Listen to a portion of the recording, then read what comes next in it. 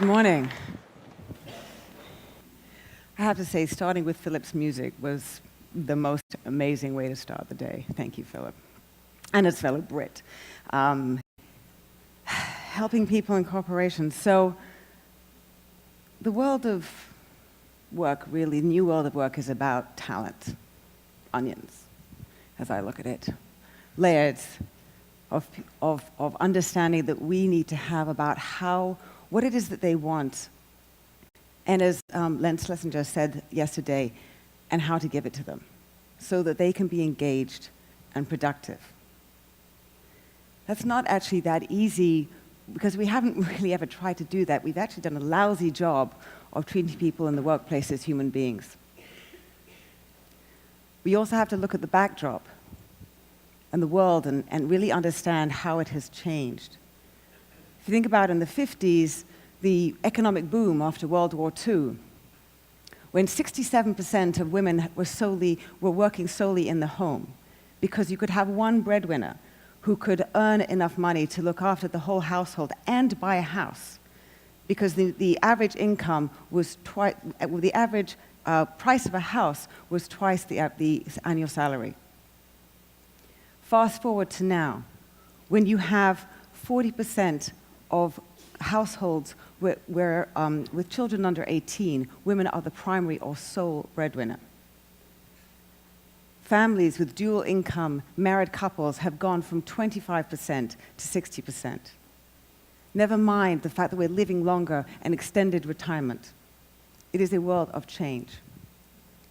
It is very different from what we've been looking at. And added to that, we've heard from Walt, we've heard from Ray, all the different technologies that we have out there at our disposal.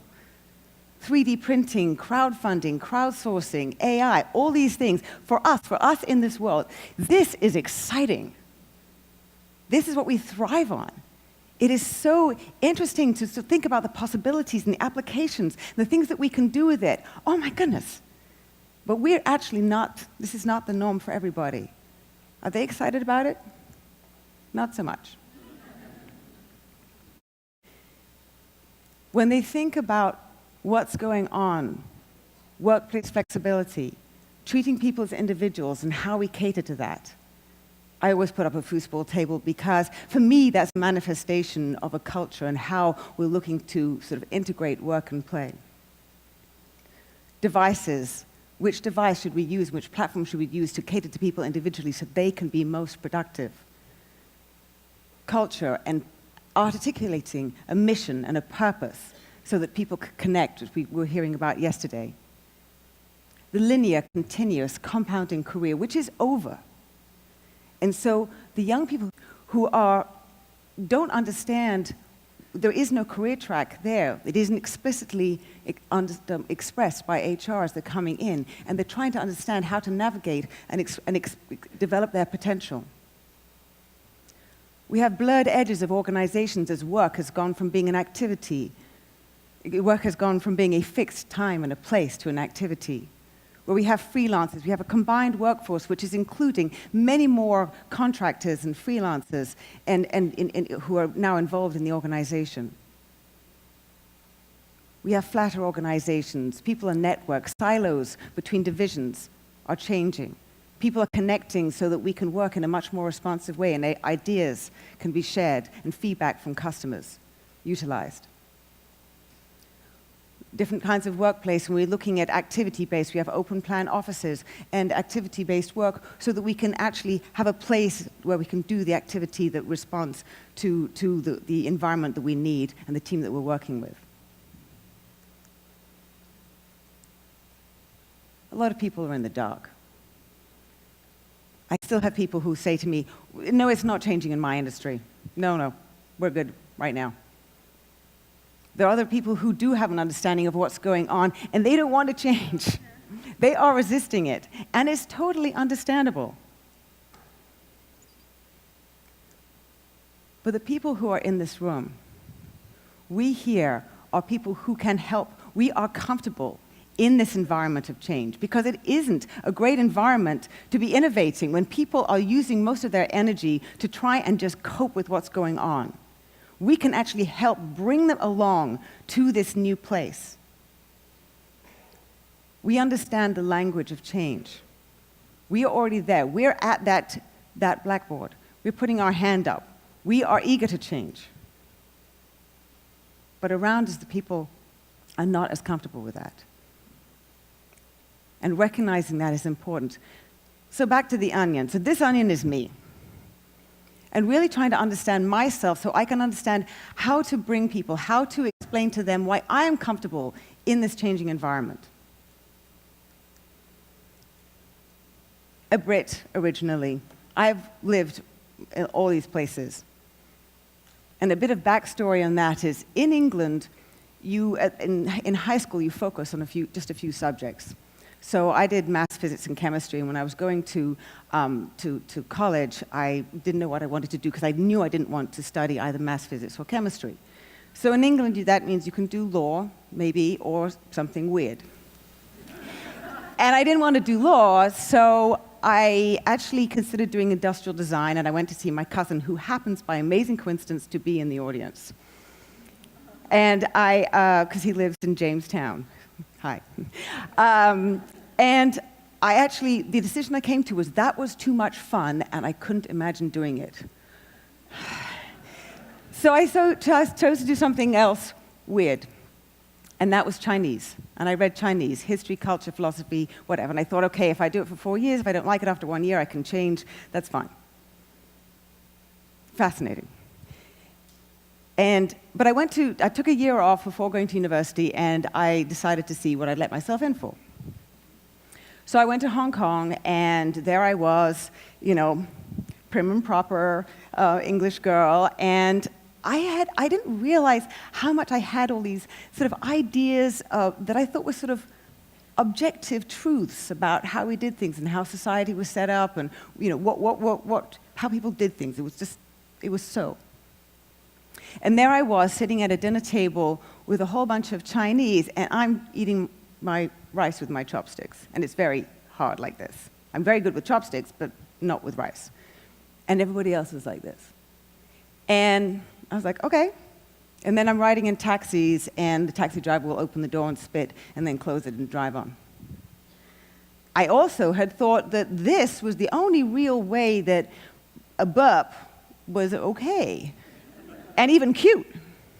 But I'd be talking to a woman, and she would burp in my face and not say, excuse me, and keep talking. And I actually had to take a step back and say, whoa, the things that I believed were the founding objective understanding of how we lived our lives and what was okay and what was not okay, they don't hold. And it's about context.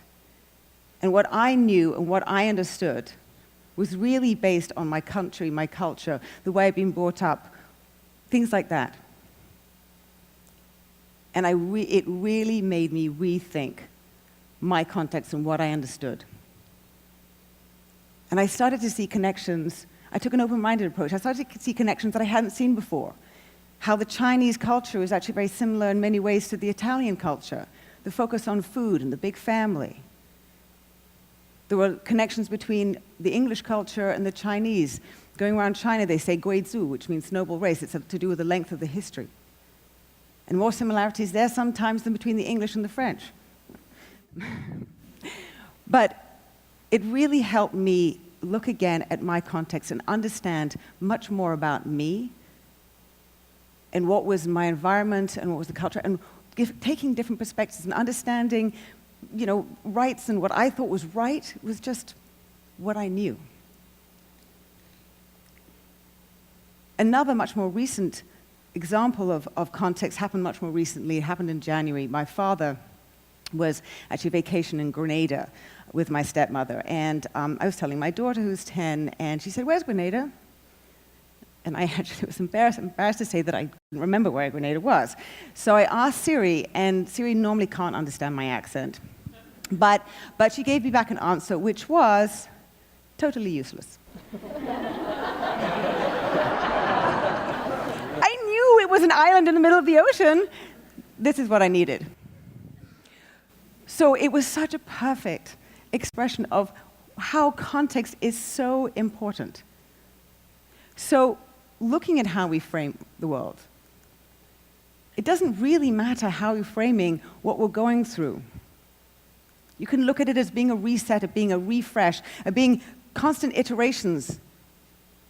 But we need to try, and one thing we do know is that we're trying to change the way we're looking at things.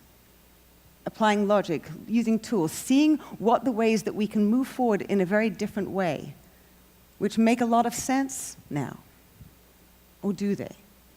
We need to try and help people get to a place where they are grounded, where they feel comfortable, where they can move forward and innovate and stimulate the conditions that people are going to be comfortable enough that they can innovate and not be just struggling to cope with the situation that they're dealing with. That they can look at all of these different things and find the stories within themselves, find the stories that you have to tell them, to help connect them and look at these situations and help them navigate and connect with purpose. Look at the different ways that they can deal with boundaries. One of the biggest challenges is actually having boundaries. If we've had lots of guiding principles and boundaries and strict limitations, to take those away. That is really not easy. But the people in this room here who are excited, who are connected with change, bringing that to the people that you're working with, the leadership, bringing that, the key characteristic of leadership now is empathy. And the fact that I talk about embracing progress, because progress is part of the American psyche.